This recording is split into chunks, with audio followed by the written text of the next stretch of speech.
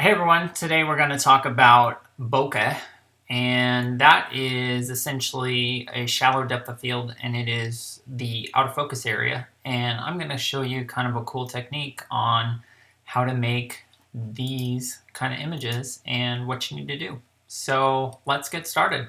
So first of all, normal bokeh is round.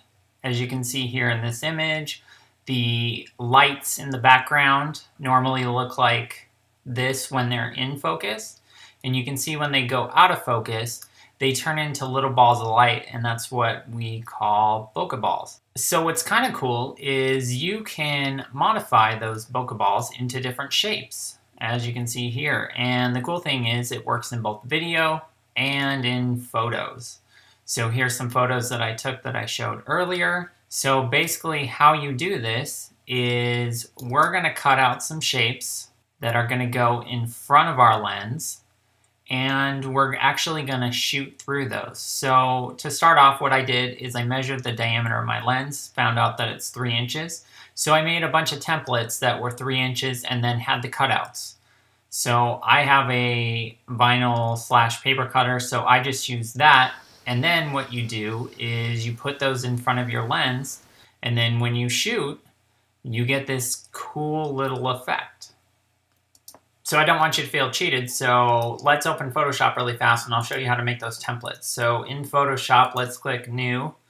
And I already told you that my lens diameter was 3 inches, so let's just make a document that's 3 by 3. So we'll click OK. So now that we have our document created, we are going to go to our image. So this is one of the stencils that I made. So what you want to do is just hit your V for your move tool, and then you can drag this over to your document. And then you can space it however you want, make it a little bit smaller, a little bit bigger, whatever you feel like. So we have that right in the middle. And then what we're going to do is let's make a new layer right underneath that.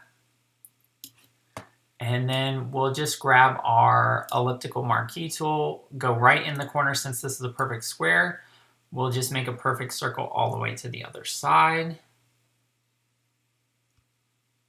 So we'll do that. And then we're just going to fill that selection. So we have black here as our foreground color. We'll hit Alt-Delete.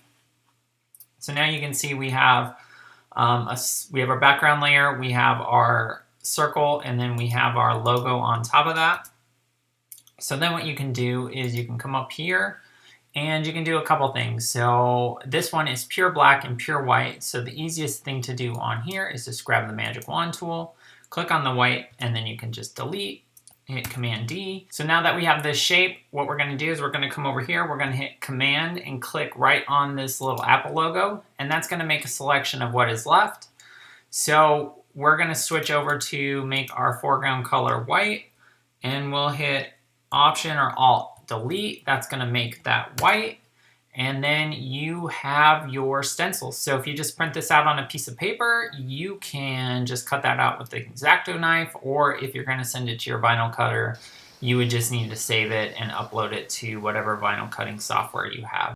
This is just a quick, fun tutorial, something to spice up your product photography, or it actually works really good for people portrait photography. Valentine's Day is right around the corner, and you always see this as a popular thing with the hearts in the background. So something to keep in mind if you're out shooting that kind of photography. Also, you could probably do this with automotive photography. You'd need to get a pretty shallow depth of field, and you'd also need those lights to be semi-far away to be able to get enough light and enough out of focus area to have them show up. But I mean, experiment with it. That's kind of the fun of photography. And until next time, take care.